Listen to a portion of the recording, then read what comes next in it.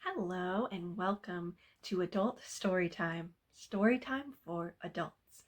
I'm Katie from Adult Services, and this week we are going to read a Hanukkah story from the awesome book Hanukkah Lights, Stories of the Season, collected by NPR and published in 2005. The story we're going to read today is called Oil and Water, and it is by Dani Shapiro. So here we go. Oil and Water by Dani Shapiro. When I was growing up, we never visited my father's sister, my Aunt Cheryl, who lived in Boston. The very mention of her would cause my mother's eyes to cross. I knew that my mother couldn't bear to be around her, although I didn't know why. The few times I had been with Cheryl, she seemed lovely. She had a heart-shaped face, framed by a widow's peak, and a musical voice that always sounded slightly amused.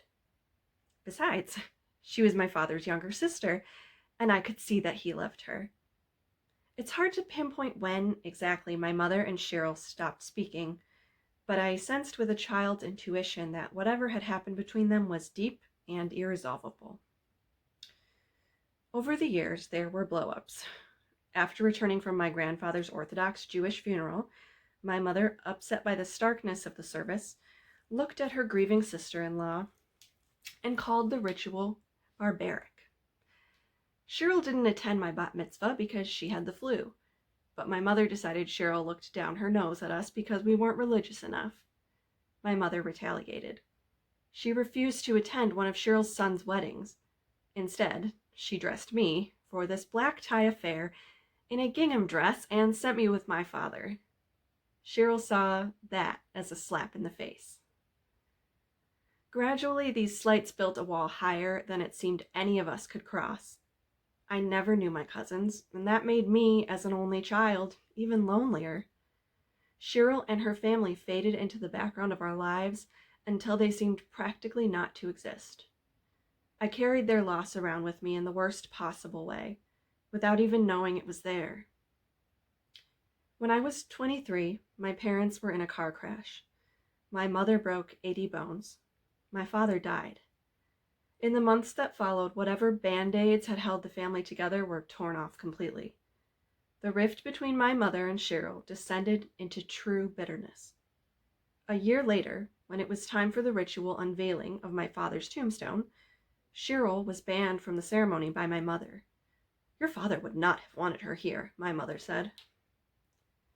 I remember standing on a cold November day at my father's gravesite, the wind whipping my coat around my shins, and feeling the gnawing hole left inside me by his death was made even more ragged by the loss of my aunt, my father's sister.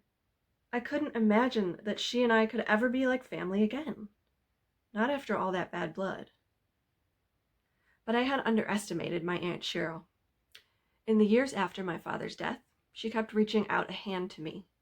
She called me each year on the anniversary of my parents' accident, the only relative to do so, and left messages on my answering machine just to say she was thinking about me and knew how hard it was. At first, I wasn't able to reach a hand back. I felt my loyalty had to be to my mother. But the hole inside me that had been there since childhood, making me feel half-orphaned, finally became more than I could bear. I began to sneak off to see my father's sister in Boston, hiding the relationship from my mother. I knew my father had done the same thing, meeting her for lunch or dinner, never telling my mother. Cheryl had a beautiful old house on a street lined with 200-year-old beech trees. Her home was always cool and dark, no matter what the season. To enter it is to enter another time. It is so quiet inside that you can hear all the clocks ticking. She always seems to have an assortment of homemade cookies ready and never has a hair out of place. I find it easier to breathe when I'm with Cheryl, as if her presence unplugs something deep inside my chest. We sit in the study, a wood-paneled room lined with heather-bound Hebrew books. Family photographs in silver frames are arranged on a desk. In front are color pictures of my father and my Uncle Harvey, Cheryl's brothers, men who died too young. It's Hanukkah, and the winter light falls across the sofa where Cheryl sits, holding a cup of tea in a hand that looks too young to be 70. "Have I ever told you my rag man story?" she asks. She hasn't, but that doesn't matter. I'd listen to any of her stories over and over again, picking up details I hadn't heard before, as if seeing new colors in a rich and intricate tapestry, one I have longed to feel and touch all my life. "I was 5 and a half, Aunt Cheryl began. "We lived on Central Park West, on the second floor. It was just before Hanukkah, on a bitter cold day, and my mother took me to Columbus Avenue to buy candles for the menorah. She promised to get me a cookie. The Upper West Side was a quiet neighborhood then. You could walk down a side street and not see a soul. Columbus Avenue had just a few shopkeepers and a kosher butcher. There were brownstones along the street and patio areas 2 steps down where there were big garbage cans. As we walked past one of them, my mother saw an old Jew. His beard was gray, he was covered with grime. He hadn't seen comfort in quite a while. He was a good-sized man. My mother said to him, 'What are you doing?' He said to her, 'This is how I make my living.' He had a stick with a nail on the end, and he was picking through rubbish barrels looking for rags. My mother told him, 'It's very cold out. Would you like some soup?' He shrugged his shoulders, and my mother said, 'Come with me.' I was just a child," Cheryl laughs. "All I thought was, well, there goes my cookie." When we got to our building, my mother told him that we were Orthodox and she would prepare something dairy for him to eat. In the meantime, wouldn't he like to take a hot shower and refresh himself? While he was in my parents' bathroom, my mother took away all his clothes. Then she laid out some of my father's clothes and put money in the pockets. And when this man came out, he had a snow-white beard and piercing marine blue eyes with light in them. A beautiful face. He sat down, and my mother gave him some soup. The Hanukkah menorah was near us on the windowsill, polished to a high gleam and ready for Yontif. When the man was finished eating, he turned to my mother and asked, "With what may I ask the Almighty to bless you when I pray?" My mother said, "I have everything. God has been good to us. I have 2 beautiful children." She did not tell the man that she had tried to have another child, but had had several miscarriages. She was told she had a tumor. She could never have any more children. "The man prayed," said Aunt Cheryl, "and then he walked away. A few weeks later, after Hanukkah was over, my mother went to the doctor. After he examined her, the doctor said, 'Mrs. Shapiro, I am not a religious man, and I don't believe in miracles, but you are pregnant.'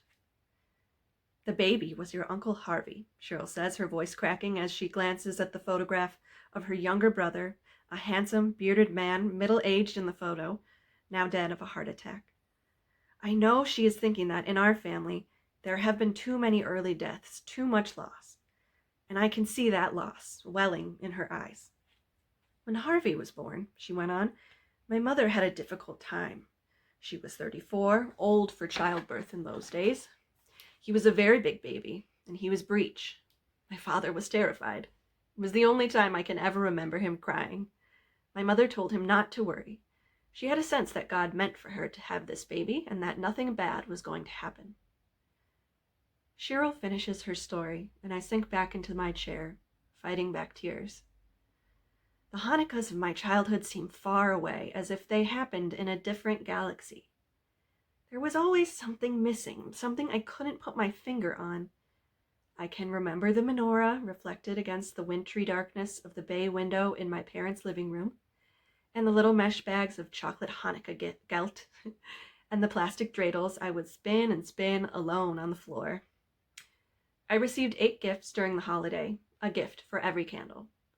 Usually there was one big gift, like a basketball hoop for the backyard, and then lots of small ones like mittens and socks. But Cheryl's story seems to be about a truer kind of gift, the gift of believing in miracles. And by telling it, she is giving a miracle to me. "Our love is such a gift," she tells me. "Who would have thought we'd be able to sit together like this, after everything that's happened?" Both of our eyes fill with tears, and the true lesson of Hanukkah is here to be learned in this quiet room, filled with the books and portraits of my ancestors.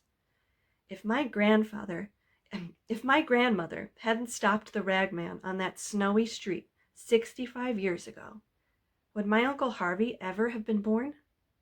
Is that the miracle? Perhaps, but I'm not sure. It seems to me that the true miracle is that an elegant woman with a big heart, walking with her little girl on a Hanukkah errand, gave a man the gift of his own dignity, and that the little girl who witnessed that act grew up to be a gracious woman, gracious enough to reach across the wide, deep ravine of our family's bitterness and misunderstanding and hold out a hand to me. I thought that was really a lovely story, and I'd love to share a little bit more here about Dani Shapiro. Dani Shapiro, born 1962, is a novelist whose books include Playing with Fire, Fugitive Blue, Picturing the Wreck, and the best-selling memoir Slow Motion. Her latest novel, Family History, was published by Knopf in 2003. As of 2005, when this was published, it says Shapiro teaches in the graduate writing program at the New School in New York City. So if you enjoyed that story, I would encourage you to seek out other publications by Dani Shapiro. And I hope you enjoyed that. I hope everybody who celebrates Hanukkah has a wonderful Hanukkah season. And we will see you next time for Adult Storytime. Thank you so much. Happy holidays. Bye.